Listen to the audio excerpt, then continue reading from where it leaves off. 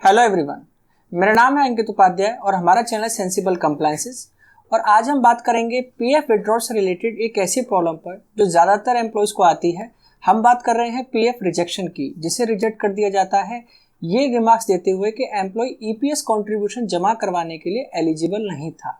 जैसा कि आप स्क्रीन पर देख सकते हैं, ये ज़्यादातर उन एम्प्लॉयज़ के केसेस में होता है जिनकी ग्रॉस सैलरी 15,000 या उससे ऊपर की होती है और वो सितंबर 2014 के बाद पीएफ मेंबर बने। दरअसल सितंबर 2014 में पीएफ वेजेस सीलिंग लिमिट बढ़ी थी, जो 6500 से 15,000 रुपए हो गई थी। इस नोटिफिकेशन में एक साइलेंट क्लॉज और था जिसमें मेंशन था कि सितंबर 2014 के बाद जिन एम्प्लॉयज की ग्रॉस सैलरी 15,000 या उससे ऊपर होगी और अगर वो पहली बार ईपीएफ मेंबर बन रहे हैं तो वो ईपीएस कंट्रीब्यूशन सबमिशन के लिए एलिजिबल नहीं होंगे और उनका ईपीएस कंट्रीब्यूशन एम्प्लॉयर द्वारा सबमिट नहीं होगा। और एम्प्लॉय और एम्प्लॉयड दोनों का ही EPS contribution EPF head account fund में जमा किया जाए। हालांकि ईपीएफ पोर्टल ने मंथली पीएफ वेजेस डालने का ऑप्शन कुछ महीनों बाद जोड़ दिया था, जिसे एम्प्लॉयर्स द्वारा एम्प्लॉय के पीएफ में रजिस्ट्रेशन करने के दौरान देना पड़ता था। लेकिन जारी किया गया नोटिफिकेशन बहुत साइलेंट था और ज्यादातर कंपनीज द्वारा इसे पूरी तरीके से फॉलो नहीं किया गया और पूछी गई मंथली पीएफ वेजेस की डेफिनेशन भी कुछ क्लियर नहीं थी।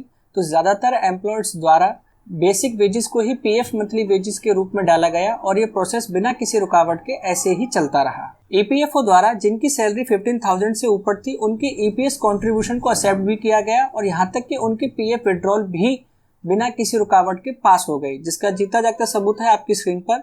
इस एम्प्लॉय की सैलरी 35,000 थी और ईपीएफओ ने 2 बार इनका EPF and EPS share approve किया। ईपीएफओ की नींद इस मामले को लेकर तब खुली जब हायर पेंशन का मुद्दा उठा और कोर्ट जा पहुंचा। उसके बाद ईपीएफ ने पोर्टल पर रिस्ट्रिक्शन कर दी कि जिन एम्प्लॉयज की सैलरी 15,000 से ऊपर थी उनका ईपीएस कंट्रीब्यूशन पोर्टल पर चालान बनाते टाइम अब एक्सेप्ट नहीं करता है।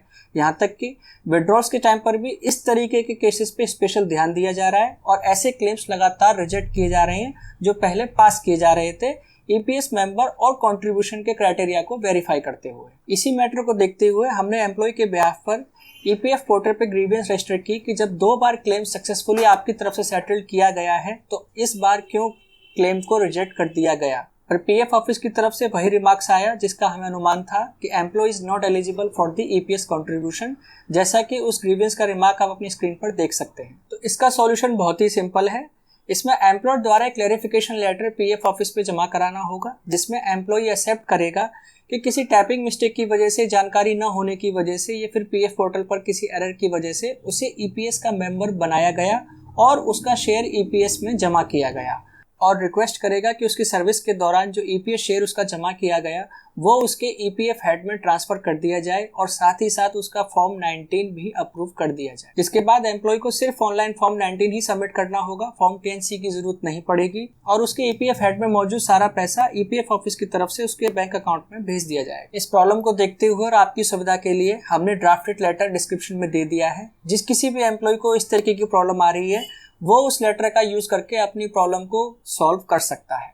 उम्मीद करते हैं आज का वीडियो हमारा आपको पसंद आया होगा और ऐसे ही प्रॉब्लम सॉल्विंग वीडियोस को देखते रहने के लिए हमारी वीडियो को लाइक करें, शेयर करें, चैनल को सब्सक्राइब जरूर करें, जिससे कि ऐसे ही वीडियोस बनाने के लिए हमें आपका मोटिवेशन मिलता रहे।